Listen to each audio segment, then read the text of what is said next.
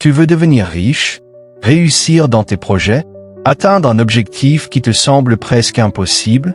Alors ce livre peut changer ta vie. Réfléchissez et devenez riche de Napoléon, il est bien plus qu'un livre sur l'argent.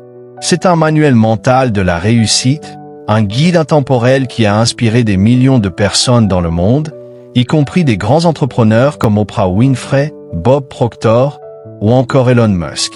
Dans cette vidéo, on va te résumer ce livre en long, en large et en profondeur. Tu vas découvrir les 13 principes clés qui peuvent transformer ta manière de penser, d'agir et surtout de réussir. Contexte du livre.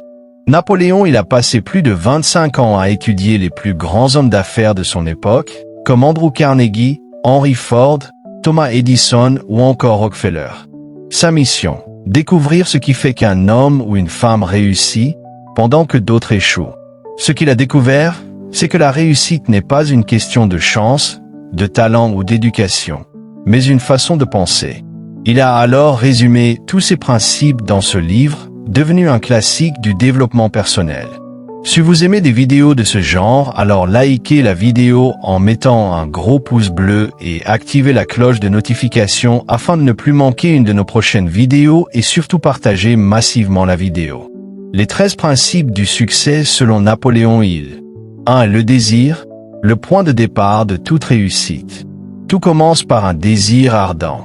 Il ne suffit pas de dire « je veux être riche ». Il faut définir précisément ce que tu veux, pourquoi tu le veux, combien tu veux et quand tu veux l'obtenir. Il insiste sur le fait d'écrire ton objectif et de le relire chaque jour pour le graver dans ton subconscient. 2. La foi, croire pour créer. Croire en ton objectif, même quand personne ne croit en toi.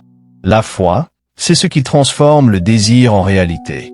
Elle est nourrie par la répétition quotidienne d'affirmations positives. 3. L'autosuggestion. Programmer ton esprit pour réussir. C'est la technique qui consiste à se répéter chaque jour des affirmations pour influencer ton subconscient. Tu conditionnes ton esprit à penser succès, abondance, confiance. 4. Les connaissances spécialisées, devenir un expert. Ce n'est pas la quantité de connaissances qui compte, mais la qualité et l'usage que tu en fais. Il insiste sur le fait que tu n'as pas besoin de tout savoir, tu peux t'entourer de personnes compétentes. 5. L'imagination, le laboratoire de ton esprit. Tout projet, toute entreprise, commence par une idée. L'imagination te permet de créer des solutions nouvelles, des stratégies innovantes, et de transformer ton désir en plan concret. 6. La planification organisée, passer à l'action. Un objectif sans plan, c'est juste un souhait. Il faut un plan clair, même s'il n'est pas parfait. Agis, ajuste, recommence, mais ne reste jamais immobile. 7. La décision, agir sans procrastiner. Les gens qui réussissent prennent des décisions rapidement et changent rarement d'avis. Ceux qui échouent hésitent, doutent, attendent. L'indécision est l'ennemi de la réussite. 8. La persévérance, tenir bon jusqu'au bout. L'échec n'existe pas vraiment. Ce sont juste des tests de ta détermination.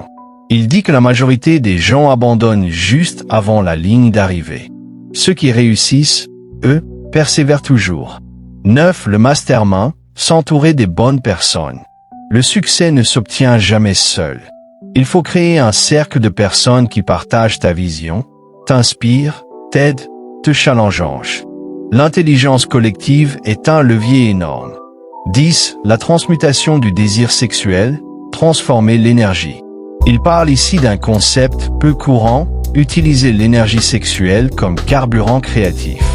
Cette énergie, quand elle est bien dirigée, peut devenir une puissance incroyable pour créer, bâtir, réussir. 11. Le subconscient, le gardien de ton esprit. Le subconscient agit comme un filtre. Si tu l'alimentes avec des pensées positives, il t'attirera des opportunités. Mais si tu le nourris de peur, de doute, il créera des blocages.